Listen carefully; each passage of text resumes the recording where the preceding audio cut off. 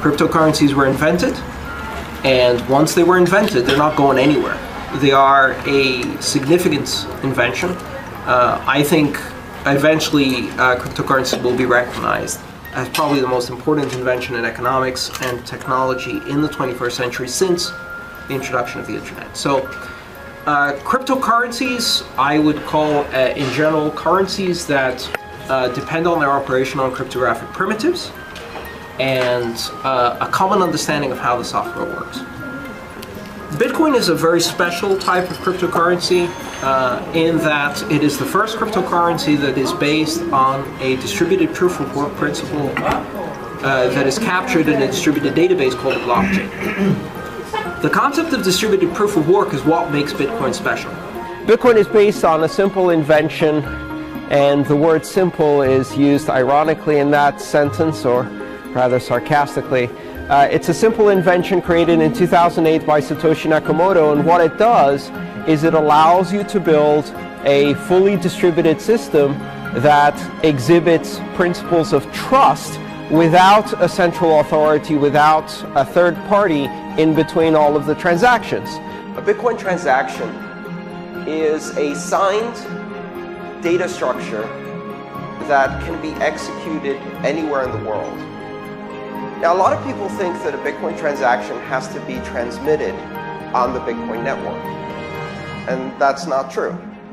A Bitcoin transaction has to reach the miners and be included in a block, but it doesn't need to be transmitted over the Bitcoin network. There's nothing special about the Bitcoin network. It just forwards transactions and blocks. It can be transmitted over any form of communication medium. It doesn't care if the Bitcoin address is the address of a multimillionaire, the address of a central bank, the address of a smart contract, the address of a device, or the address of a human. It doesn't know. It doesn't care if the transaction is carrying lots of money or not so much money at all. It doesn't care if the address is in Kuala Lumpur or downtown New York.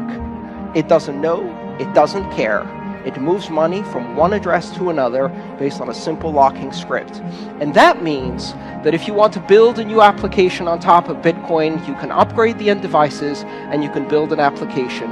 And you don't need to ask for anyone's permission to innovate.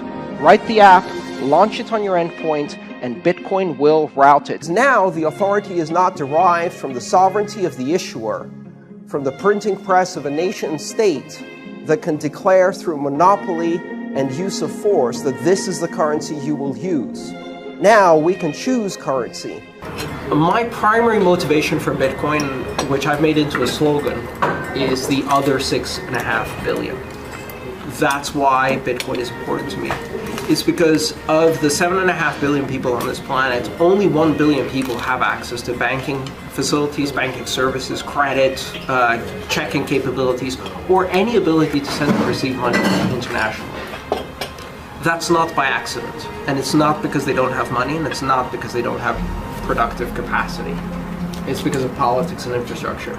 And my reason for being interested in Bitcoin is because I think Bitcoin can change that. Because simply with the introduction of not even a very smart smartphone, you can introduce banking services throughout the world, and you don't even need connectivity or 24-hour electricity to do so. Where did this thing come from?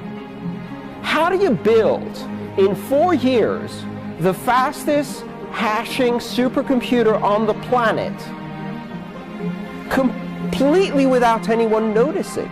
I mean, because honestly, most of the world, you think, outside of this room, how many people on the MIT campus know that the fastest supercomputer in the world, if you allow for hashing, is the Bitcoin network? And it's not just fast, it's thousands of times faster than all of the top supercomputers put together. And in 2014, during the worst year of Bitcoin, 500 startups received $500 million in investment, generating tens of thousands of jobs, and none of that innovation has come back yet, because they just started. Give us 2 years.